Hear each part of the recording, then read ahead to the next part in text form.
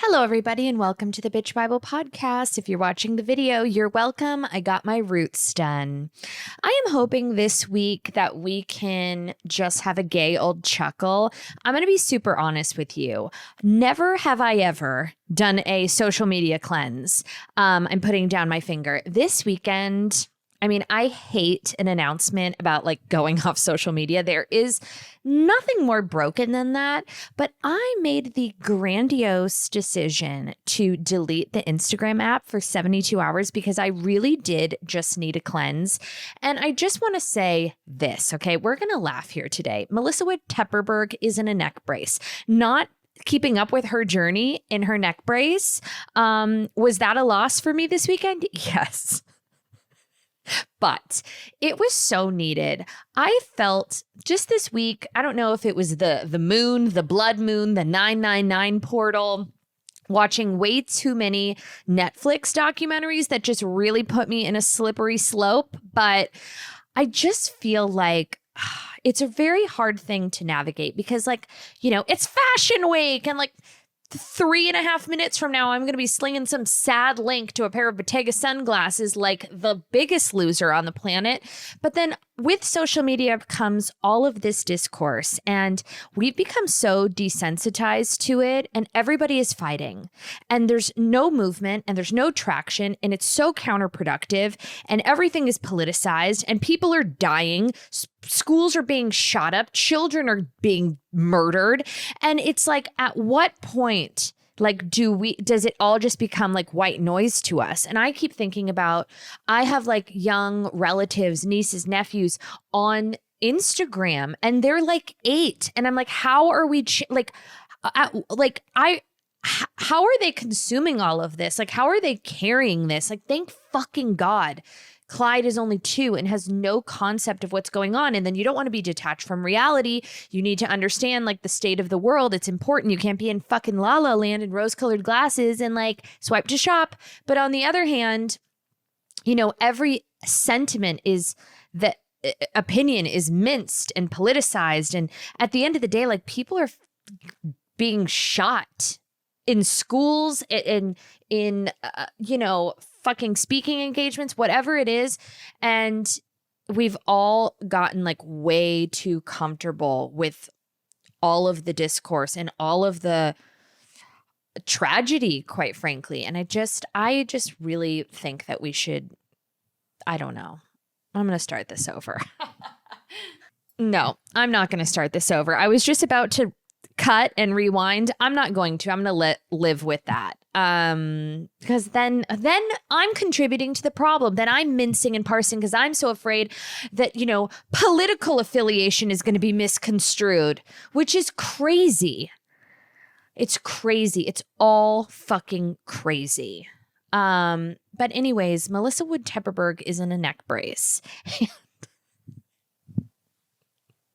I'm not ever going to edit this podcast. Just so everybody knows moving forward, we are never editing this podcast. I've made it too many years to start slicing and dicing and contributing to a bigger problem. So here she is, live and unfiltered with fresh roots, okay? Fresh as a goddamn daisy. I did take my hair extensions out. This is all very topical and pressing information. I am feeling like a bald rat, but the color is good and the scalp hath breathin'. And everybody knows that once Jackie Schimmel gets her extensions out, it's fair fucking game. I have not slept, okay? Last night was my first complete REM cycle. Jackie, are you wearing an Oura ring? Call the cops. Yes, I am. From Monday to Thursday, I think in total, I got 7 hours of sleep. And I'm going to blame a couple people. Firstly, I'd like to blame Andrew, obviously. He does this, if he has one cocktail, with liquor in it, he goes full comatose when he sleeps and starts snoring. And he does this, I would call it what would I call it? An amputee Peloton situation where he does this slow cycling motion, like a slow bicycle leg, and starts winding up the comforter like it's caught in a wheel, and starts just coiling the comforter with his pear-shaped body. And it couldn't be more insufferable. Also, he's like, we should start a show together. And I was like, ugh, do I have to? But I'm trying to be nicer in my marriage. I realized that for the entirety of my relationship, like my little one-sided game is like, I'm still playing hard to get. Like, we've been together for 13 years. I'm still like, I will never call him first. I never text him first. I never initiate communication.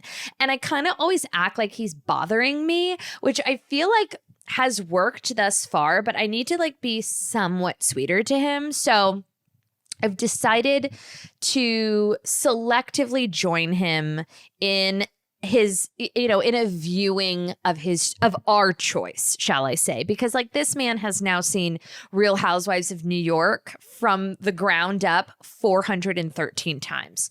So I decided that we would partake in some, cultural zeitgeist viewings.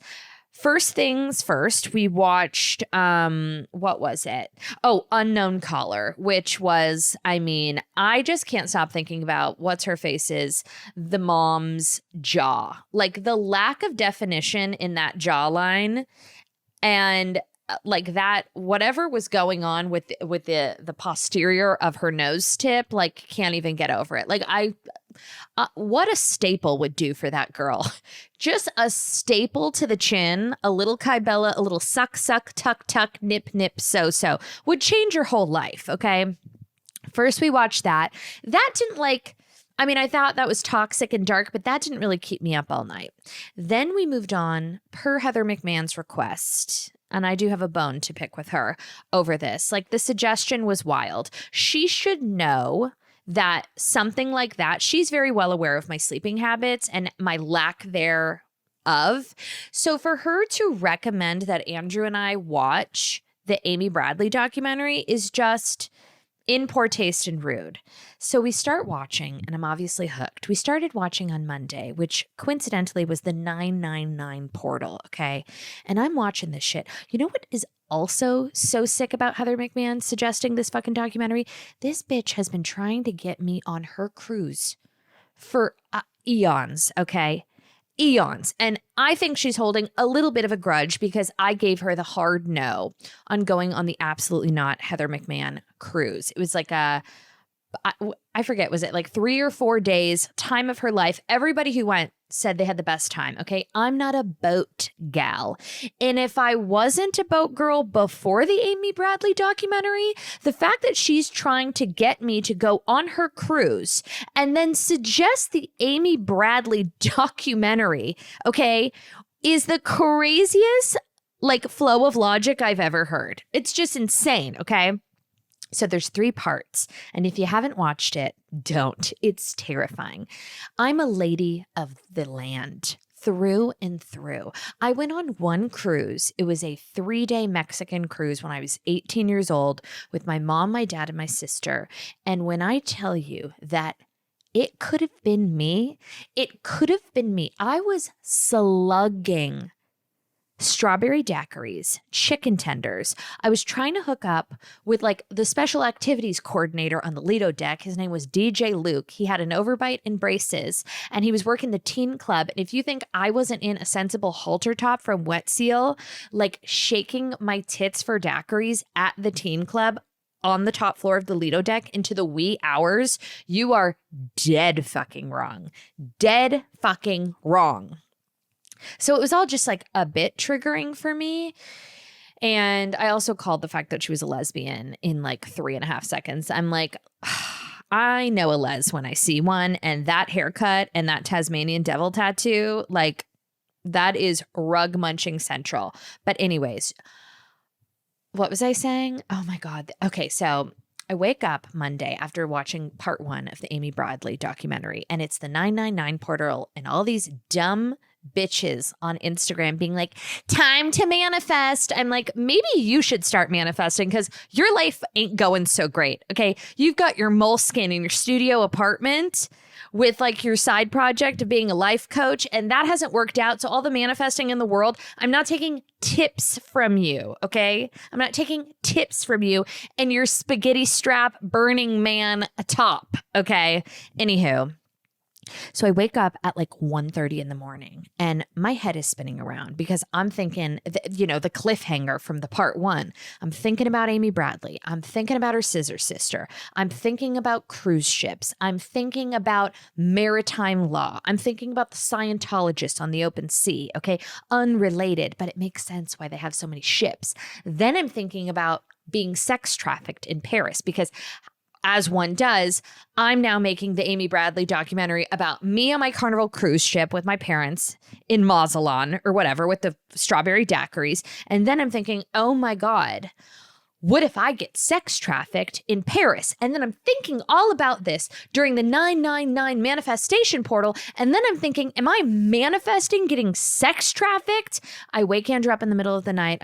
He's like, you can't sleep? I'm like, no. And he's like, what's wrong? And I'm like, do you think I'm going to get sex trafficked in Paris? And he says to me verbatim, no offense, honey, I think you're a little too old to be sex trafficked. And I said, how fucking dare you? Now, I think that if I was on the verge of being sex trafficked, I'm not making light of the situation.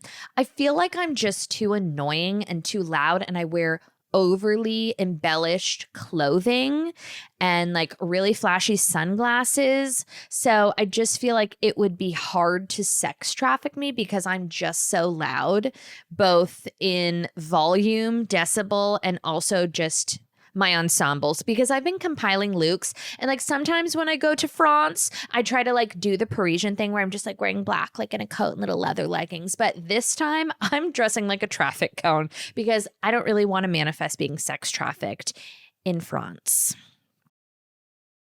As summer winds down and the chaos of back-to-school season ramps up, are your healthy eating habits slipping due to convenience? Skip expensive takeout and unhealthy options. Save money and simplify your routine with flavorful meals everyone will love, okay? Home Chef delivers fresh ingredients and chef-designed recipes conveniently to your doorstep to simplify your cooking experience.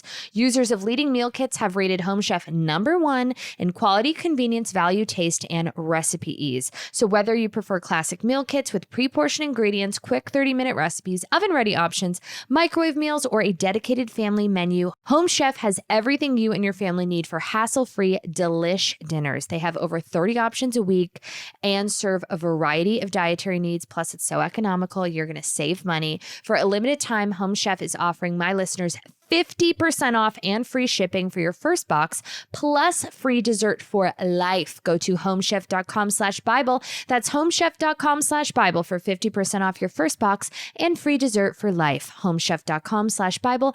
Must be an active subscriber to receive free dessert. Trying to find the right bra and underwear is a nightmare. Finding something that's like cute, comfortable, supportive is really like trying to find the holy grail. I will never forget the first time I tried on Skims underwear, because as soon as I put them on, I felt like a brand new bitch, okay? I've never felt as comfortable in any undergarments as I do in Skims products, okay? I'm not joking. I exclusively wear Skims underwear. Like, I find them to be like supportive and buttery, and they hold their shape well. They don't get like saggy and disgusting. We still want to be cute, okay? It is such a dream to partner with Skims because I have been paying retail for their products for years, baby, okay?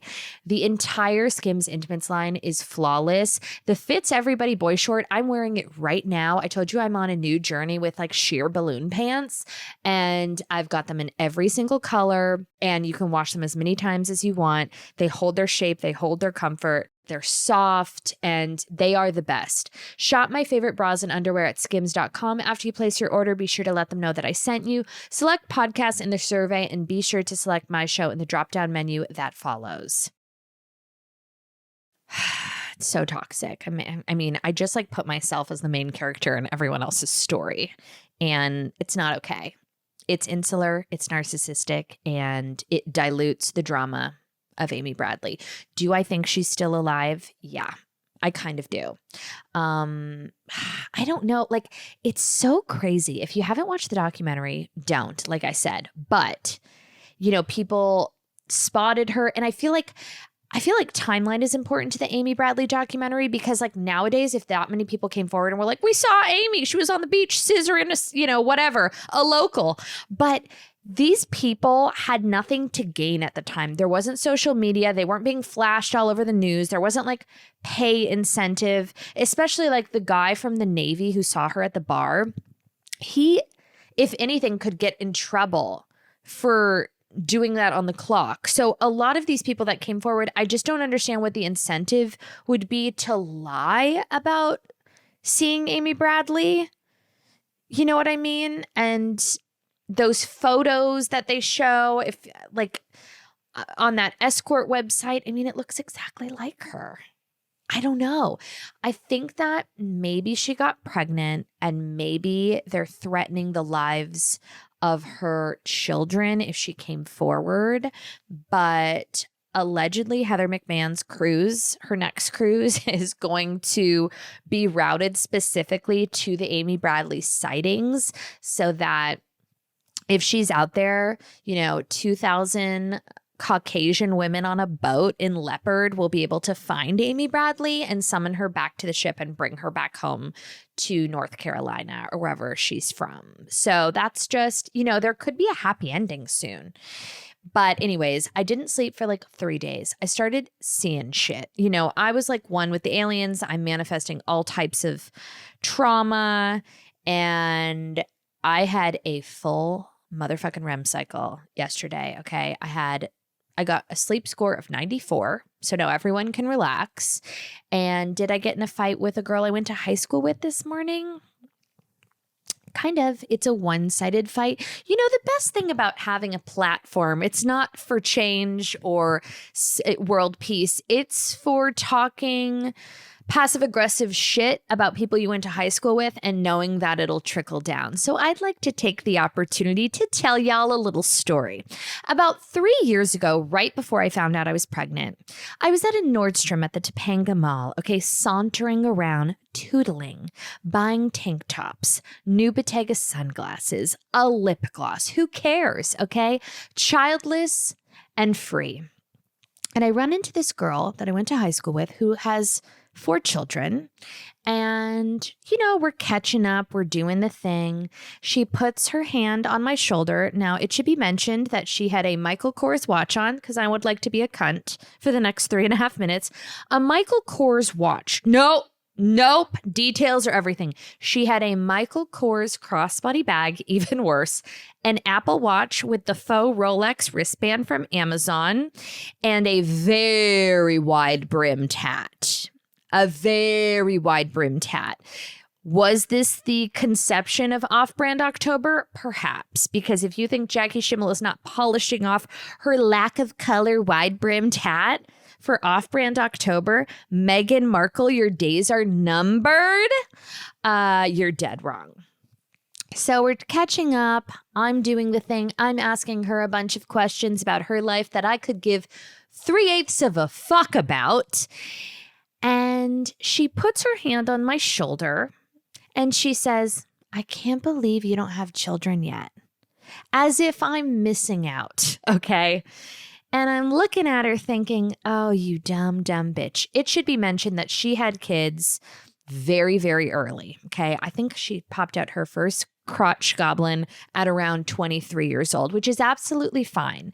Now, here's the thing. I don't want to say that all stay-at-home moms are cunts because that would be just disgraceful. But there is a sub-quadrant of stay-at-home moms, which is the hardest job in the world, that weaponize their motherhood to put people who make a different decision down, to kind of like mock them and put themselves on a pedestal, of superiority.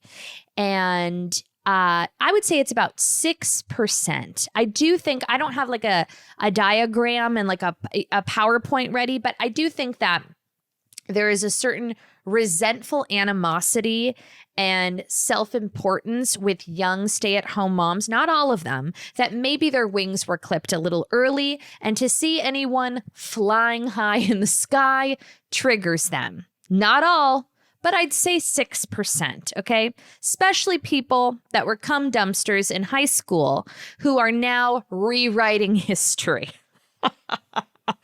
So she very kind of disparagingly puts her hand on my shoulder at a Nordstrom, okay, by the New Balances, and says, I can't believe you don't have kids yet. And I was like, well, one day, something diffusive, light and fluffy. And then I give her a hug. I walk to a Zara and I start plotting my revenge podcast. Okay. So that was about 3 years ago. Cut to this morning. I take Clyde to a little gym class. It was a class we've never been to before. I kind of just popped in, Mother of the Year, thought, we should work on our cardiovascular, Clyde got the pear-shaped body. I have him in ballet. I thought a little cardio before the weekend could be good for him. I haven't seen said cunt in a while, still in a crossbody bag, still in a wide-brimmed hat, still in an Apple Watch, getting those steps in, running after the kiddos, mama. So we're kind of catching up. We're talking, it's so good to see you, blah, blah, blah. And she says to me, what have you guys been up to this summer? I said, well, I'm on tour. My husband's been on tour. We've just kind of been traveling a lot. And we brought Clyde, which has been super fun. So I'm home for a while. I'm just like kind of getting back into the routine, trying new classes out, trying to be a hands-on mother, making self-deprecating jokes at my own expense, blah, blah, blah. She says to me, you took the baby on tour with you? And I said, well, not the whole time, but we both have had to travel so much that we've been trying to just like kind of include him when we can, so I don't have to spend so much time away from him. And she looks at me, and I this is important to the story. This is the word that triggered me. The word was uproot. She looks at me and she says, so you just uproot him like that? And I said, well, I'd like to think that his foundation is me and his father. So it's not so much uprooting as it is giving a great life experience, okay? What I consider to be a luxury, by the way, of bringing my son with us to go see cool shit, to go see his mother work, to go see his father work. Like, when I was a kid, if I was going to go on a work trip with my fucking dad, I'd be in Raleigh, North Carolina, okay, in a rental car looking at apartment buildings. So yeah, that doesn't sound like so much fun, but Clyde getting to go, to a concert to go see his dad's songs being played at Fenway Stadium in Boston. I think with his friends, by the way, with our friends, with his little friends on his birthday, I kind of feel like that's a cool experience. And I said in, a less aggressive version, I'm like, well, he loves it. And I think it's like a cool memory he'll have. She goes, wow, I could never do that. And I wanted to look at her and say, yeah, no, I know you could never fucking do that because you wouldn't have the opportunity. And see, this is part of the vicious cycle because now I'm being a cunt. Because she's being a cunt. It's a domino effect. This is why we can't march. This is why we can't have nice things. But it was the word uproot that triggered me so much. And it's not because I have any type of complex or defensiveness about my mothering style. It's about the self-importance of her judgment, making it like I'm selfishly uprooting my son to accommodate my crazy life, which is so not the case. If anything, it's easier for him to stay the fuck home, as we've previously discussed. But I think it's a cool memory for him. I think it gives him a little life grit, okay? A little joie de vivre. The kid's already got bits, so sit the fuck down And let's talk about your sad hat from Anthropology. I don't have time for this. And all the while, I'm just trying to be a hands-on mother for a couple hours in the day. How dare she? And by the way, if you think that we didn't get back into my car and I didn't talk shit about her to my son, you're dead wrong. By the way, I need to start being more discreet. Like, I just gave like coordinates to my cunt altercation. Like, I just gave so many specific details that there is a 0% chance that this person wouldn't know it's about her. 4 children, gym class, Nordstrom at the Topanga Mall. I don't care. You should know. You should know, because you're too in your little bubble that somebody's got to pop it and tell you, hey, you're being a cunt. Sorry, not my problem. With off-brand October right around the corner, it's time to get cozy, curl up with a good book, and redecorate your space. As your trusted destination for all things home, Wayfair's got everything you need to cozify your space this fall. From comfy recliners to warm bedding and autumn decor, Wayfair even has espresso makers so you can make your favorite pumpkin spice lattes at home. Well, I've been on the hunt for fake pumpkins and maple leaf wreaths for all of the off-brand October festivities. There are also practical pieces that I want in my home as the weather changes, okay? Wayfair has so many great options for linens, throw blankets. True story. I've even bought fabric by the yard from Wayfair, okay? I love like portable little lamps, okay? My kitchen tables, my green kind of like teal kitchen bistro tables, I bought retail from Wayfair, y'all. Also, marble napkin rings for my dinner parties, Wayfair, okay? The shipping is as hassle-free as it gets. The delivery is so quick. You can get things like next day. It's so wild. There's nothing worse than ordering something and the delayed gratification of waiting like half a year to get, a frickin' ottoman. Wayfair makes everything so easy. I have ordered so many things from Wayfair, hand to God. There's something for every style in every home, no matter your space or budget. Get organized, refresh, and back to routine for way less. Head to wayfair.com right now to shop all things home. That is WAYFAIR.com. Wayfair, every style, every home. You know what my toxic trait is? I watched the VMAs on Sunday, and I swear to God, like, if I really think this about myself, which is so not true, I feel like if I had 1.5 ice cold martinis and did a little bit of stretching, in about 30 minutes, I could learn the Tate McRae sports car dance. Like, get me a sand pit. Drop me in the local park sandbox. Get me like a cute little 2-piece set. Clip the extensions back in. 30 minutes and I could nail it. Like, could never. But as I was watching it, I was like, oh, I could do that little leg exorcism flop. No big deal. And then like sometimes like I was in the bath and I was like, I started to think about like how I would do those moves. And yeah. Oh, Clyde has ballet tomorrow. I totally forgot. Oh my God, I'm so excited. I'm so excited. My sister reminded me that when I was like, I must have been like 11 years old. I don't like taking preliminary steps. So I am an A to Z kind of hoe. And after watching Center Stage as a child, and ruthlessly being my doppelganger as a kid, I'll never forget it. My aunt, R.I.P., she was like, you know who you look like? And I was like, who? And she's like, Julia Stiles. And I was like, okay, I'll take it. And if you ever want to have the time of your life, like, you have to watch Save the Last Dance. It's the most unbelievable. This is how I know that my generation, it was a simpler time, because we allowed Hillary Duff in Raise Your Voice to, that like viral meme or whatever of her just like singing her heart out and everyone being blown away by the vocal run. We allowed that to happen.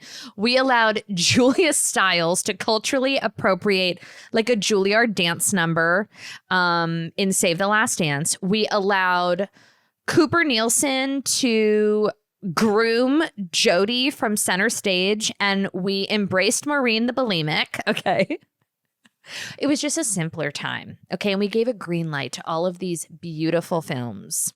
So I remember like being very into those types of movies, obviously, as we were in the early 2000s. And I somehow bamboozled my parents into signing me up for ballet. Like I did ballet as, a small child, as like a 4-year-old. And then I dipped out for 8 years. And then around 12, 13, I thought, I'm going to pop back in, but I don't want to start from the ground up. I'd like to go straight to point. So my mom's like, you can't do point. Like, that's very hard. Like, you have to start. I'm like, no, I'm not going to be like the lone 12-year-old in level 1 ballet with a bunch of 5-year-olds. Like, I'm going to go on point. It's fine. So I enroll in this point dance class. Okay. And all of these girls are like headed to fucking Juilliard. Okay. It's like it's like Black Swan up in this bitch. And not only do I enroll in the class, I make my parents, I'm like, I'll be fine. It's not that big of a deal. Okay. So I go for my first day, and not only have I enrolled, now I'm volunteering. They say, would anyone like to come and demo a combination? I raise my hand. Classic Jackie. I'm like, I'll do it. The teacher's like, okay, great. Grand jeté, coupe turn, releve, 5, 6, 7, 8, piqué, piqué, piqué. This bitch is speaking Mandarin. I'm like, I don't piqué. Like, what the fuck's a piqué? Okay. Like, PK Kemsley, Dorit's husband. What's a piqué? And I'm like, could you just show it? Could you show it to me first? Like, sorry, if you could just, like, an example. So she starts doing this combination. She's fouetting, whatever. I'm like, yeah, that's a little bit above my skill set. So instead of just being like, I'm sorry, I don't know how to do this. Like, I've never been in ballet before. I'm like, wait, is it Tuesday? And she's like, yes. And I said, oh my God, I totally forgot. I have an orthodontist appointment. I got to go. See you next week. I bolt out of there. Okay. There's like steam coming out of my point shoes. My mom had not even left the parking lot yet. She was in the car. She had just turned the car, and I'm banging on the window. I'm like, Mom. She's like, what? I said, I got to get out of there. I can't go in there. She's like, I fucking told you. I'm like, don't make me go back. I'm like panicked. I'm like, I told them I had an orthodontist office. Drive. I'm like sprinting, throwing my body into the fucking back seat of the car. Okay. And I'm like, get me out of here, bitch. So embarrassing. So traumatizing. You guys, it is a code red situation over here. I'd just like to let you know. It is murder on the dance floor, okay? I was just at my aunt's house having cocktails, and I was like, I need to borrow a towel because this car cost a fortune, and I've already just skated by not paying for interior leather fees, and I don't want to chance it. You need to give me either a tarp, a slip and slide, a trash bag. I'm a little fatchated because I'm bleeding and like out quite literally, like gallons and gallons. For all the straight men listening at home, you're welcome. The Emmys are on tonight. I just went to Gelson's. I got a beautiful point raised blue cheese. We're making a blue cheese wedge salad. We're making steaks, okay? We're doing my Schimmel Classic shaved heirloom tomato and shaved shallot salad. You know what's annoying? I had like a real epiphany, okay? And then we're going to talk about Melissa Wood Tepperberg and her neck brace pretty soon. Fashion week, y'all. But somebody DM'd me, like well-intentioned, by the way. They weren't trying to be a cunt. I do know the difference. They sent me all of these screenshots of like Reddit threads about me, like not so loving Reddit threads. And I have to tell you, hand to God, I've never been on Reddit. It's like my boundary. I just don't participate. I'm not really, I don't know. I don't care for the discourse, and not because I'm sensitive or to fuck up my day or my feelings. I just don't want to participate in rat shit. You know what I mean? Unless I'm being paid. Hello, ding, ding, ding, coming to you live. But it just doesn't feel relevant or necessary or interesting or productive in any way. So I don't get in the shit pit that is Reddit. But somebody started sending me all of these fucking screenshots, and I was reading them in the Gelson's parking lot, as a lady does. And I had just such a beautiful it didn't really feel on brand for a menstrual cycle, but I was reading all of these things about terrible things that people have written about me, and like that the show is bad and I'm not funny and I'm stupid and I'm obnoxious and I'm dumb and I'm ugly and all of the things that you could just predict, low-hanging fruit, as they say. And I started reading it and my first reaction was very defensive. I'm like, excuse me, pourquoi? Disagree, respectfully disagree. Then I sat with it and I really psychoanalyzed and I thought, does this hurt my feelings? Not in a cool girl, like I don't give a fuck kind of way, but let's really strip it back. Do these comments from literal strangers, okay, on a sad little 1997 chat thread, does that hurt my feelings in any way, shape, or form? And if so, why? And the answer, shtick aside, no bullshit, is no. It does not hurt my feelings. It doesn't affect me or my day at all. And to the degree where I'm starting to think that maybe something is wrong with me, because maybe it should fuck up my day. Maybe it should make me pause for concern and thought and reflection, but it inherently doesn't. And it never will, and it never has. And maybe it's because I'm flattered by it. Like I feel like the amount of effort and time and passion, quite frankly, that it would take to write a paragraph disparaging a stranger for something that is a voluntary experience. You don't have to come to a show. You don't have to listen to a podcast. You don't have to listen to the radio. You don't have to follow me on Instagram. That amount of passion and joie de vivre directed into a sad grammar, like just clad with error paragraph feels complimentary, and none of it is real. And it's like, she doesn't deserve this, that, the other thing. I heard that she did this and she signed this deal and that's insane. She doesn't deserve it. Here's the issue. Maybe, sometimes people get what they don't fucking deserve. And that's just something we have to think about. Meanwhile, I'm making a blue cheese salad tonight, and I'm going to watch the Emmys in the jacuzzi in my unrenovated pool with my gorgeous son and take a Unisom and bleed all over the sheets. And that's what I'm doing, and that's all I care about. Anywho, can I write these sunglasses off now? Okay. You know what Andrew did for me for my birthday, which I didn't mention, which I thought was like low-key sweet? I lost all of my sunglasses on tour. And despite kind of transitioning into fall and wanting new collection sunglasses, he replaced all of my all of my lost sunglasses. And of course, like, he doesn't know the thing. He doesn't know like the deals he bought. Then I started getting really irritated. I'm like, you just like bought old season sunglasses full price. Did you even ask? Like, did you even look? Then I started sounding like Gloria. No, I'm haggling like at the farmer's market over Bottega sunglasses, but I thought that was sweet. Would I have liked, the new 2.0 version of things, Yeah, probably. I'm going to Paris in case I haven't fucking mentioned it. I've manifested a sex trafficking situation. So at bare minimum, I'd like to be in new season sunglasses, but whatever. She believed she could and she fucking didn't. Between being a fitness model and working out and eating right, getting your supplements, blah, blah, blah, there's so much to think about when it comes to taking care of yourself. Someone tried to explain counting macros to me recently, and I glazed for a good 15 minutes. Feeling better in your body shouldn't be a full-time job. That's why Hers makes it easier to get started and stick with it. All backed by expert-guided online care that puts your weight loss goals first. Hers is transforming women's healthcare by providing access to affordable weight loss treatment plans. They connect you with a medical provider who will work with you to determine the best treatment option for you. If prescribed, you get medication as part of a doctor-developed weight loss program, complete with ongoing care, check-ins, dosage, and medication adjustments, and access to 24/7 online support at no additional cost. There are no hidden fees, no membership fees. Weight loss by Hers is realistic, not restrictive.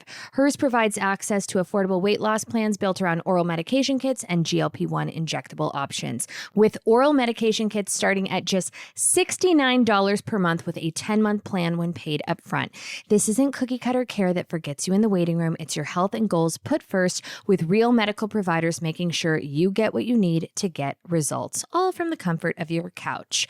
Whether you want to lose weight, grow thicker, fuller hair, or find relief for anxiety, Hers has you covered. Visit forhers.com/Bible to get a personalized, affordable plan that gets you. That's FORHERS.com/Bible, forhers.com/Bible. Weight loss by Hers is not available everywhere.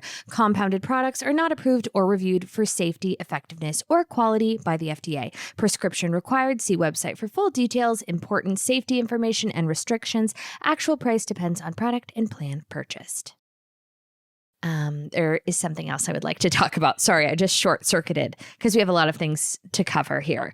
I started watching the Charlie Sheen documentary last night with Andy, and unpopular opinion, huge fan. Okay, rarely does a troubled male actor documentary make me love the person more, but I looked at Andrew like 30 minutes in and I was like, I fuck with him hard.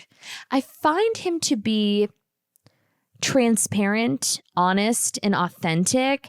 And when there is something so rare and refreshing about anybody in the public eye that represents exactly as they are. And I say this to you as a consumer, okay?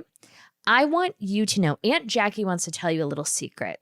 These people that you love, that you validate with the hearts and the likes and the swipes and the links, 96% of those people are insufferable.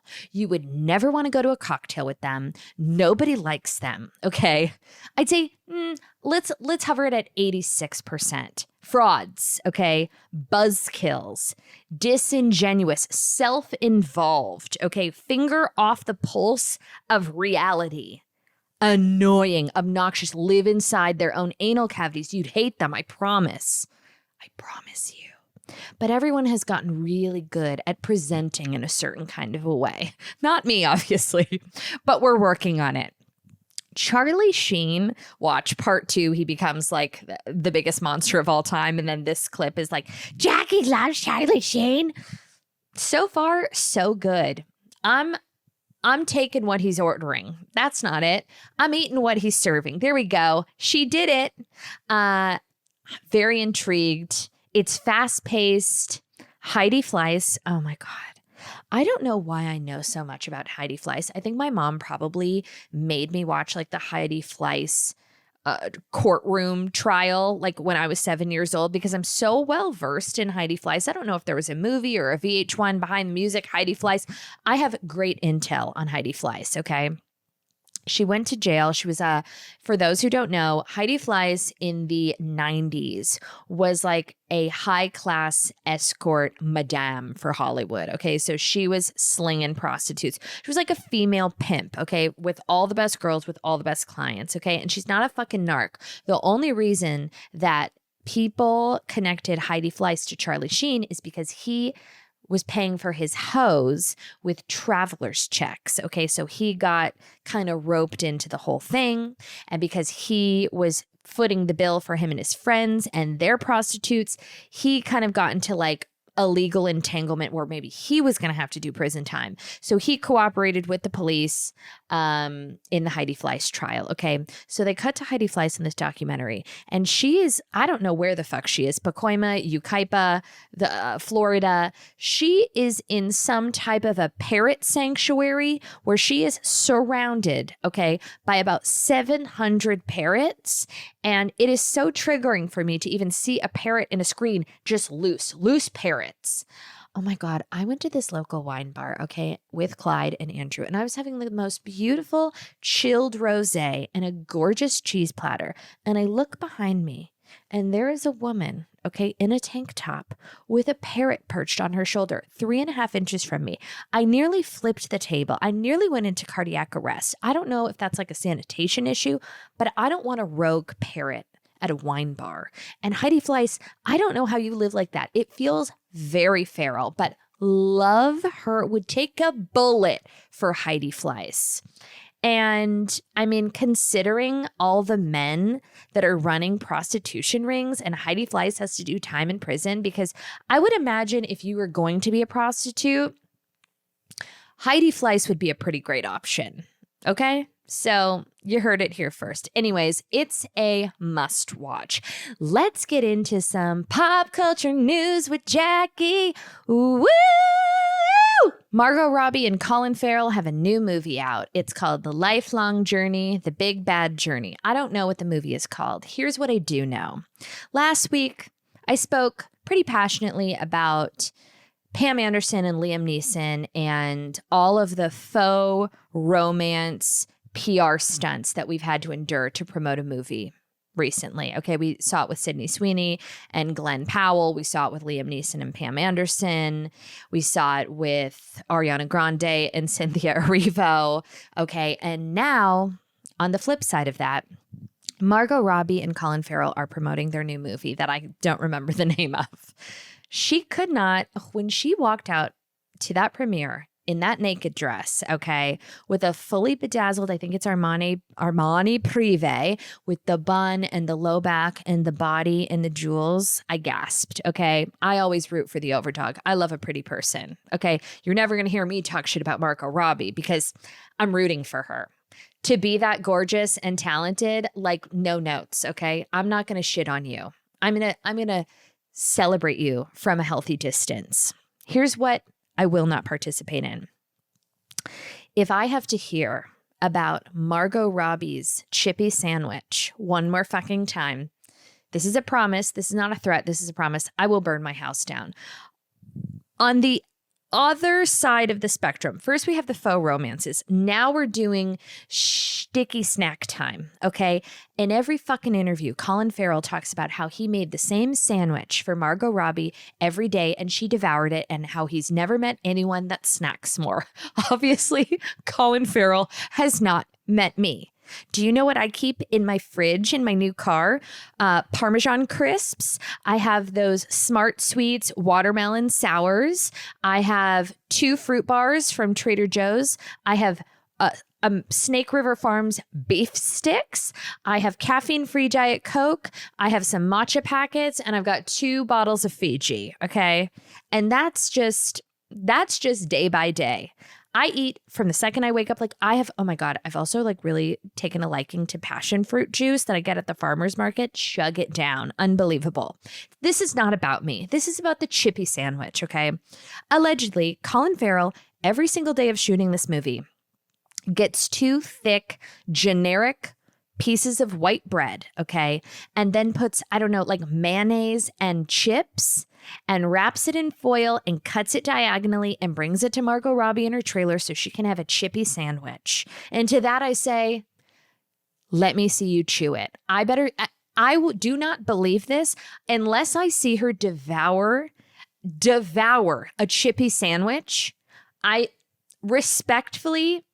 don't believe this, okay? And then they're doing all the red carpets. Meanwhile, she is cut in a Armani Privé jewel-encrusted body net, okay, where we see everything. If it is true, keep it to your fucking self. Keep it to your fucking self. If it's not true, I don't want to hear about the fucking chippy sandwich. I don't want to hear about chippy bang bang. I don't care. I don't care how often she's snacking. That makes me, it blows my mind. I want a chippy sandwich. You know who's never eating a chippy sandwich? Me. I'm never going to eat a chippy sandwich. Does it sound unbelievable? A sea salt vinegar chippy wink wink? Yeah, that sounds lovely. I'm not having a chippy sandwich. I will not participate in the chippy sandwich. Okay. So that's fine. Danielle Bernstein, she is the influencer behind We Wore What? Is that right? Details aren't important to me.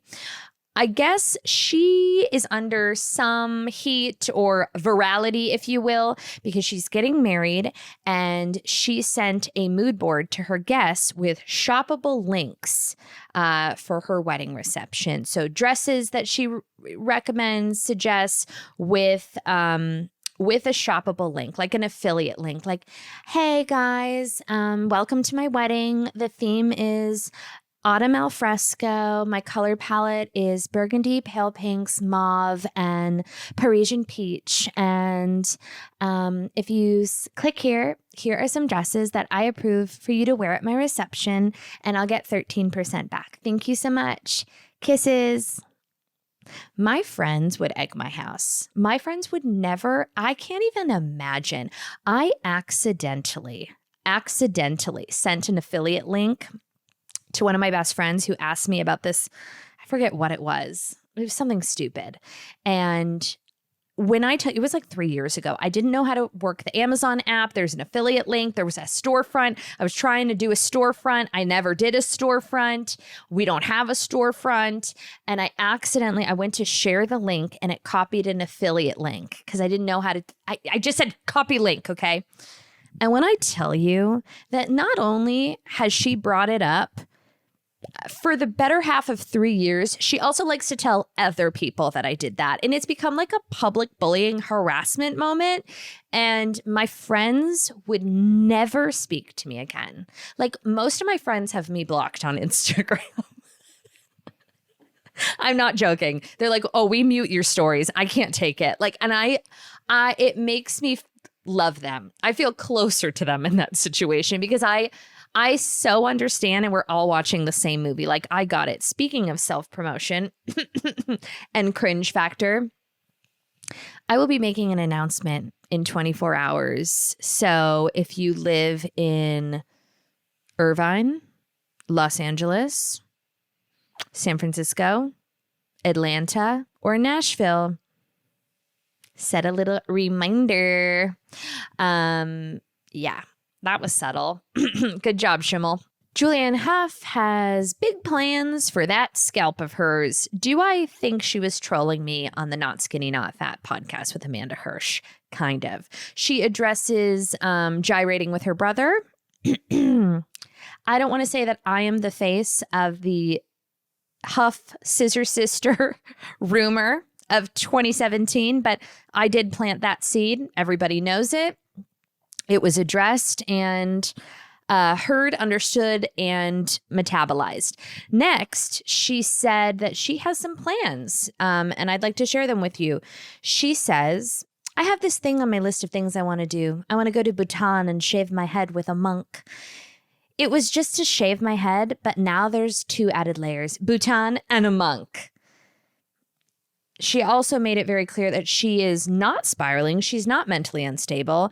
In fact, shaving her head symbolizes a fresh start and a rebirth, if you will. It's not coming from a broken place. Once again, it feels targeted, like she's talking to me personally, because that is what one Schimmel would conclude. Shaving your head, does it feel like a fresh start? Oh, I guess it could be. It could be, but it also feels you're already halfway there. She's got a lob, so it doesn't, whatever. She says, the last 7 years, all the things I put into place, the systems of protection of who you think you should be, all of them have gone away. So I'm like, oh, last thing, I just need to shave my head now. Okay. Well, have fun. See you there. Imagine I book a flight to Bhutan and I shave my head with Julianne Hough. Wouldn't it be great if Julianne Hough came on this podcast and I could just say, sorry that I make jokes about you fucking your brother? People are such pussies. It'll never happen. It will never happen. Melissa Wood Tepperberg, she is in a neck brace. She's making the most of it. She is the powerhouse behind Melissa Wood Health and my favorite Instagram follow. It's not, how do I say this to make me not seem like a total cunt? I would just like to go on record and say I think she's talented and I think she's beautiful. Do I want to see her salads? Not really. I think that she might be a little self-inflated in her salad orchestration. She's like, have you ever seen a more gorgeous salad? I'm like, literally, yes. Like tons of them. It's cucumber, it's lettuce, it's avocado, it's balsamic, and it's some little gem. with maybe if you're feeling fucking crazy, some fucking feta cheese. But yes, it's a subpar Greek salad. So I have seen, and then she posted something this morning, nothing better than good old avocado toast. And it was just avocado on a piece of toast with a little bit of salt. And to that I say, hit it with a microgreen and a shaved watermelon radish. I don't know, a little lemon, a little crushed red pepper. Like, let's think outside of the box here a little bit. Anyways, she got a new puppy. And she came on Instagram a few days ago in the heat of trauma and world chaos. And she announced that after carrying her puppy, that, she's a woman in fitness. After carrying her puppy crossbody, she tweaked her neck and she is wearing a cautionary neck brace amidst it being Fashion Week in New York. And she put her phone up on a little tripod, and then she did a tutorial on how to style said neck brace with a neck scarf. And I just don't know how I'll recover. By the way, a neck brace without an actual...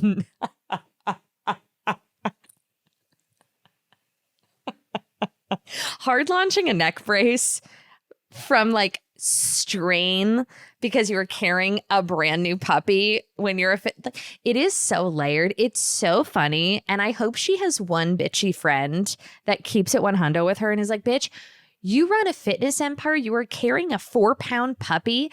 You had some slight crick in your neck, and now we're going full neck brace with an Hermes scarf to boot over it and a tutorial and a hard launch on the feed.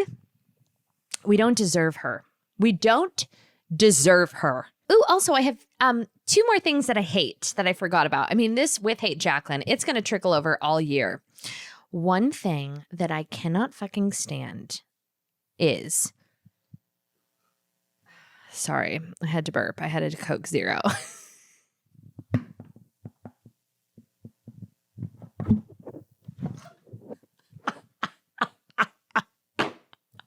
This is all part of the Reddit thread.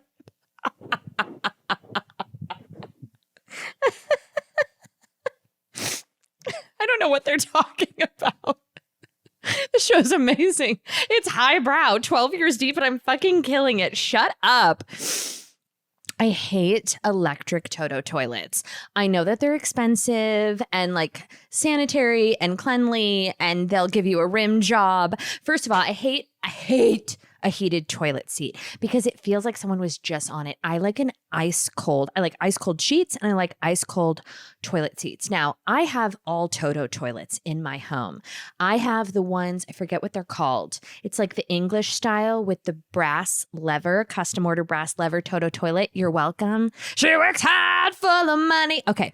But something about an electronic toilet, specifically like in a powder room, feels very unchic to me. Like, I don't want to think about my guests going into my powder room and having like warm water Bellagio fountain up their butthole.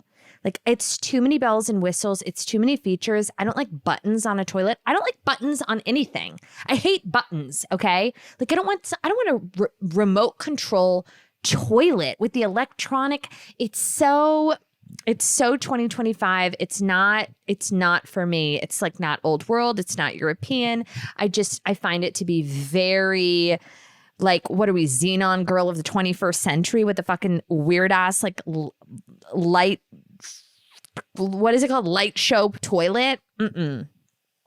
I don't like it. Another thing that really keeps me up at night, that really upsets me, is the fact that people don't know the difference between tortoise and leopard. They're not the same thing. Tortoise is something you might see in a sunglass, okay? And a home decor element. Tortoise. Tortoise is not leopard. And if you don't know the fucking difference, you're not allowed to have a motherfucking opinion because you're ill-informed and you're not a woman of the world, okay? Tortoise is not leopard. They're not synonymous. My phone case is tortoise, inspired by the napkin rings I ordered for my birthday party, okay? Leopard, some would agree is a neutral, okay? I believe that certain shades of leopard are neutral in the home and also whilst dressing, but it needs to be a Celine leopard, okay? Not a wet seal leopard. I don't know how I can continue to explain these things, okay? We have all the access at our fingertips. When you know better, you do better, okay? And don't you fucking forget it. You know who said that? Helen Keller. Thank you so much for listening to the Bitch Bible podcast. Please give us 5 stars on iTunes and also make sure that you check your emails, or I'm not sure if it's going to be an email or if it's just going to be a hard launch tomorrow, but we're not doing this again. So get them while you can. Love you. Goodbye.